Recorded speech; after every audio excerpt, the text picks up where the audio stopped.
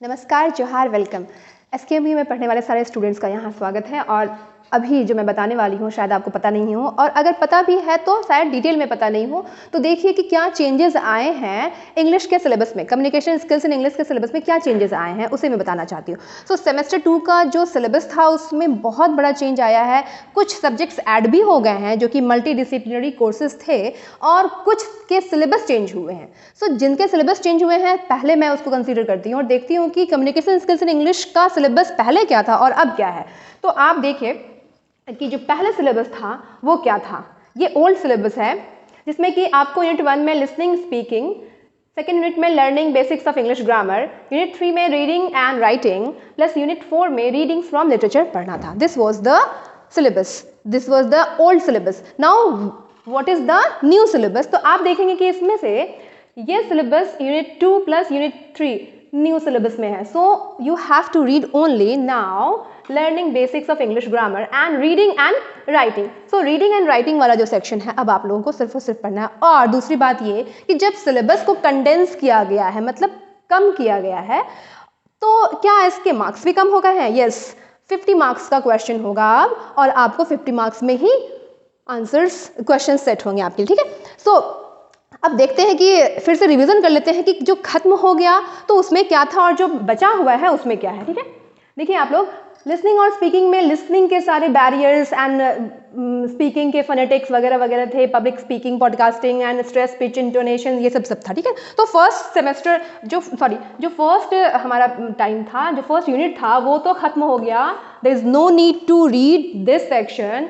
And the second one जो कि learning from basics of English grammar था, that will you have to read, ठीक है ना। ये आप लोग को पढ़ना है। तो इसमें क्या था? Noun, verb, adjective, adverb and interrogative, pronoun, preposition, interjections, type of sentences, जिस पे मैं एक बहुत बढ़िया वीडियो बना चुकी हूँ, यू मस्ट वॉच, ठीक है ना। क्वेश्चन टैग पर भी मैं बना चुकी हूँ। सो ये सारे एक्सक्लेमेटरी मतलब टाइप ऑफ सेंटेंसेस पे भी आपको पढ़ने हैं अभी। अब और क्या पढ़ना है? Time and tense, subject verb agreement, active and passive voice and clauses.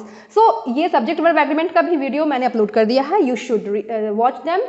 Active passive का भी, टाइम एंड टेंस में कुछ अभी मैं अपलोड करने वाली हूँ, बट यू मस्ट नो कि आएगा क्या क्या एग्जाम में। So unit 2 will be there, ठीक है। अब देखते हैं यूनिट 3 भी पढ़ना है हम लोगों को।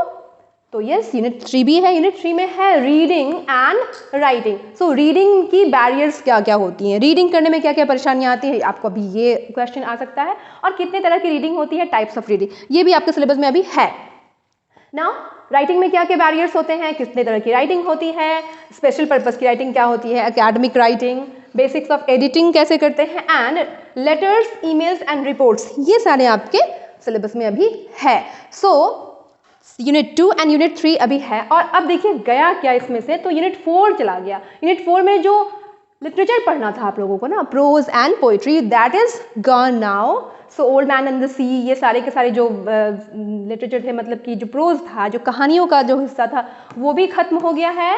एंड जो पोएम्स का हिस्सा था, डब्ल्यू लंगफेलो एंड एमिली डिकिंसन और जो डेड किपलिंग की जो पोएम्स वगैरह थी, सब की सब अब नहीं है सिलेबस में। सो ये है हमारा चेंज, ठीक है ना। इस चेंज को याद रखेंगे, देख लेंगे कि ये देखिए fourth is out, fourth unit is out, third unit is yes, third yes है, फिर सेकेंड भी yes, and first is again out, ठीक है। सो एकदम से अब समझ में आ गया होगा आप लोगों को कि ये ओल्ड था। सो ओल्ड में आप फर्स्ट को हटा दें और नीचे से फोर्थ को हटा दें, तो बचता है हमारा 2 and 3। So 2 and 3 you have to read now and for only 50 marks, that is essential to know. अब जैसा कि मैंने बता दिया, तो अब आप लोग को कुछ पढ़ना भी शुरू करना पड़ेगा। तो देखेंगे हम लोग कि हम लोगों को जो बेसिक्स ऑफ इंग्लिश ग्रामर पढ़ने हैं उसमें क्या क्या इंपॉर्टेंट लग रहा है। Noun, verb, adjective and adverb, ये 4 तरह के जो क्लास वर्ड्स हैं उनको देखना है आप लोगों को। उसके बाद डिटरमाइनर, जिसमें कि आर्टिकल आता है और क्वालिफायर्स भी आते हैं, एंड जो पॉजिटिव केस का माई, माइन वगैरह आता है, वो सब आता है। Then pronoun, I, you, we, इन सब का यूज़ क्या है। फिर ऑक्सिलियरी, ऑक्सिलियरी बहुत इंपॉर्टेंट है, I am going to make a video, आप लोग बहुत जल्दी से देखेंगे। क्वालिफायर्स क्या होते हैं उनको देखना है। इंट्रोगेटिव क्वेश्चंस कैसे बनाए जाते हैं, प्रीपोजिशंस, इंटरजेक्शंस। तो ये ग्रामर पढ़ना अभी भी है इस सिलेबस में, तो आप लोग ग्रामर पे पूरा ध्यान देंगे। और उसके बाद क्या बच रहा है हमारे पास? तो टाइप्स ऑफ सेंटेंसेस ग्रामर में ही जो कि ऑलरेडी अंडरस्टूड है, मैंने कर दिया है उसे। और बहुत ही important for your life long use, punctuation in writing and capitalization. कब कैपिटल लेटर होगा, कब स्मॉल लेटर होगा, ये भी जानना, ये भी सेक्शन अभी बाकी है पढ़ना आप लोगों को। And now time and tense, subject verb agreement, active and passive and clauses, complex sentence, simple sentence, ठीक है।